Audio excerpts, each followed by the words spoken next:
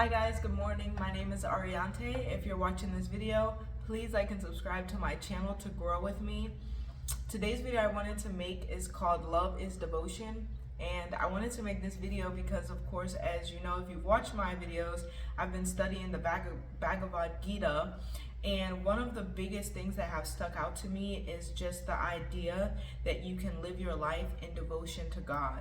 And to live your life in devotion to God brings you so much peace and happiness because it's an experience of devotion.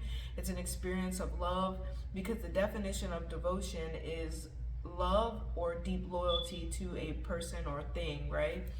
And so I've been really meditating on this idea of devoting my life to God. And so in the way I devote my life to God is that I experience God in every situation, everything, every person that I come in contact with. So if things go as planned, then it's God's will. If things don't go as planned, it's God's will. And as I live my life, I do things that are for the goodness of all, or God's will. And so it's bringing me a lot of peace and patience to focus on God's will instead of what I want for myself. And in that way, I find myself devoted to God. And so to bring it around to the front, this video, Love is Devotion, I wanted to base off of a conversation I had today in the sauna, because I'm thinking about this word devotion. I'm thinking about how I feel and how I feel so devoted to life and to the experience of God and all things, because for me, I feel that God is the experience of everything. God is in everything. As much as we don't think about it like that regularly, I think that God is all, God is everything. And we are learning God, learning ourselves, learning through experience and experiencing God and how God works in our life, how God is teaching us, showing us, and all these kinds of things. So I was in the sauna meditating because, excuse me, I usually do that every day. And there was a woman that came in, and she was a Muslim woman, and she had just got out the pool, but she was fully clothed. Her name was Nazni, and she was fully clothed, but it was swimsuit material, but it was the full cover with the hijab on it, and she was dripping wet. And I'm just thinking, man, that would be so uncomfortable to swim and come out of the water with so much on, so heavy, dripping, you know, just that feeling of uncomfortableness. And she ended up coming in the sauna, so me and her shared an amazing space and beautiful energy. And so we talked about a little bit about devotion and you know what that feels like. And I just was telling her how beautiful I think it is, the devotion she takes to God. And she started telling me about how it took her so long to swim. She loves swimming, but because of her spirituality, because of her being Muslim, she couldn't get into a pool because she didn't feel comfortable wearing a bathing suit. She doesn't wear bathing suits, but she loves to swim, and now she found this and she just loves it. So she's from Kenya, and she's been living here and experiencing life here. And so we talked a little bit about that, and I thought it was beautiful. But then also it got me thinking about our devotion, because what I think is that we all are going to devote our life to something. We are all going to have a God. There was this old thing that I had read, and it was about, like, if, you know, you are in too much pretty much devotion to your partner and your partner's will, then your partner is your God, and you have to balance that line of making your partner God. Or it'll ask, like, who is your God, you know, because so many people experience God through the things that they go through and stuff, or the things they love. So some people love basketball, and basketball is an experience of God to them. To play basketball, to be in the flow, they experience the consciousness that flows through everything. They experience God. Some people it's gardening, some people it's planting, and we all experience life in that way. And so it got me thinking, we all devote our life, and God might be the top of it, but we all devote our life to a certain number of things that we find absolutely important, and we give ourselves to that thing. And so for me, it would be God, then it would be my children, it would be myself, you know, and what I'll do for me, and maybe if I have a partner in the future, my gym routine. I have great devotion to the God in these things for me, and how I experience God through these things. And so Nazni was talking, and she's from Kenya. She got married in Kenya. She greatly loves her husband, and they had children. And so I said, well, what brings you to America? and she says that she wanted her children to have the American education because they felt that American education is top bar.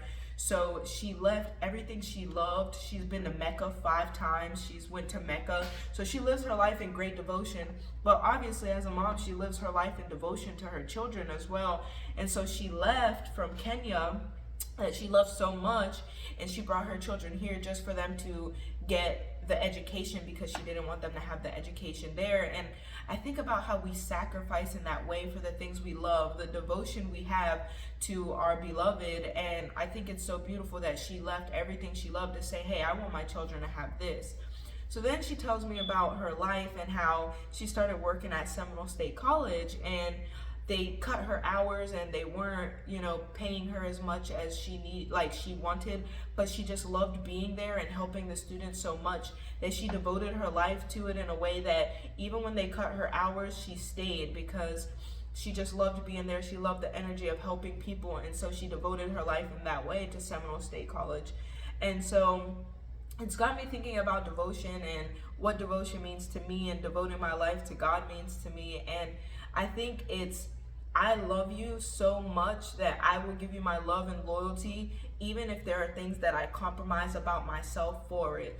And of course, we get to a border with unhealthy attachments where our devotion can go into an unhealthy way and it's taking too much of us. But giving of ourselves in a healthy way for our beloved, whatever thing that may be, if that's God, if that's our children, if that's basketball, is something that we all do. And so I guess it brings me to ask, what are you devoted to? What are you devoted to as a person? What will you give of yourself for? What is worth giving of yourself for? And I think that sometimes it could be unhealthy things. Like some of us are devoted to drugs and we will give of our whole life for drugs. Some of us are devoted to work and we will give of our whole life for work just to feel something, but that's just down the rabbit hole on the other side of things. I think that love is devotion, and we can experience love when we devote our life in that way to the things that we do love. So what is it that you do love, and what is it that you're willing to devote your life for? What is it that you're willing to give of yourself for, to experience the wholeness of love and the sacrifice that comes with that thing? And I think it helps us to connect to something bigger than us, bigger than ourselves, to live in pure devotion to those around us, people, life, situations, things that can bring us wholeness, and not for selfish reasons. If I'm going to devote my life to myself, I'm probably not going to club all the time because that doesn't make me feel whole. It just brings me temporary satisfaction. If I want to devote my life to myself, I'm probably going to choose to eat something more leaner, and that's going to make me more comfortable than something super heavy like pasta or this big chocolate cake, because I know when I finish that, I'm not going to feel good. And so I wanted to devote myself to the wholeness of my experience and not just to the immediate gratification of what I feel now in the moment. And so this is my video on devotion as I work on devoting my life to God and just living in that duty, as the Bhagavad Gita says, living life as I live to do my duty. And I let the outcome of it all be for the glory of God. I let God work on the outcome. I work on the duty. And the duty is my devotion to the world. It's my devotion to the people around me. It's my devotion to my friends, family, and the things that I love. And then the reward of it, if it works out and it ends up amazing, then it's God's will. And if it doesn't work out and it doesn't end up amazing, then it's God's will. And I can live in that experience at all times and not rush or force things, because my devotion is to God's will first. And what God does or doesn't have for me, I know will be regardless. And that is beautiful devotion. Devotion to everything outside of ourselves. Devotion to becoming bigger than ourselves by connecting to the whole of Source or God. And so this is my video on devotion. If you're still watching, please like and subscribe to my channel to grow with me. And I hope you have an amazing day.